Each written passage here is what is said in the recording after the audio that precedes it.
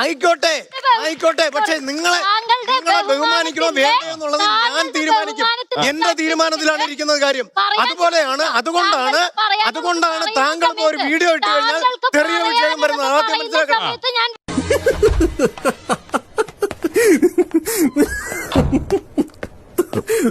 വ്യക്തമായി കേട്ടിരുന്നു. എനിക്ക് പറയാനുള്ളത് ആർജവും കൂടെ താങ്കൾ കാണിക്കണം എന്നുള്ളതുണ്ട്. പറയുന്ന കാര്യം കേൾക്കാൻ പോലും സമ്മതിക്കാതെ ഇയാൾ എന്ത് പുരുഷ പ്രതിനിധിയാണ്? യുദ്ധം ഞാൻ തുടങ്ങിയാൽ നമുക്ക് ആറ്റം ബോംബൊന്നും വേണ്ട, ഇതുങ്ങളെ അങ്ങോട്ട് ഇറക്കി വിട്ടാ മതി. എതിരാളികൾ ഓടുമ്പോ അവരുടെ കോണോമാല് വടി പോലെ നിൽക്കും. സംസ്ഥാന പ്രസിഡന്റാ അല്ല ഒരു സെക്കൻഡ്, അജിത് കുമാറിന്റെ സർട്ടിഫിക്കറ്റ് കൂട്ടി കീറി കളഞ്ഞു.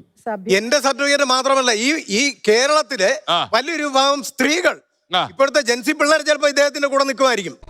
ഈശ്വര, ഇതൊക്കെ എന്റെ തലയിലാവൂലോ? അതെങ്ങനെ നിന്റെ തലയിലാവണം? നീ കയറിയേക്കോ? ഞാൻ ആക്കണ, അതിന്റെ ഒരു കുറവ് മാത്രമേ ഉള്ളൂ. പക്ഷേ വലിയൊരു വിഭാഗം സ്ത്രീകൾ ഇനി ഇരിക്കുന്നുണ്ടല്ലോ, ഇവര് പറയും കൃത്യമായിട്ടും ആ കുട്ടി എങ്ങനെയാണ് എന്താണെന്നുള്ളത്. കാരണം ഈ കുട്ടിക്ക് വേണ്ടിയിട്ട് വാദിച്ചിട്ടുള്ളവരാ നമ്മളൊക്കെ, മലയാളികളായിട്ടുള്ള ബഹുഭൂരിപക്ഷം.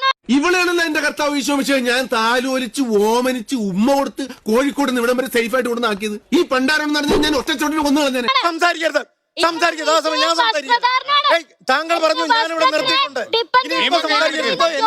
എന്റെ അവസരമാണ്. ആ സമയം ഞാൻ സംസാരിക്കും. ഒരുപാട് പേര് താങ്കളെ സഹായിച്ചിട്ടില്ല.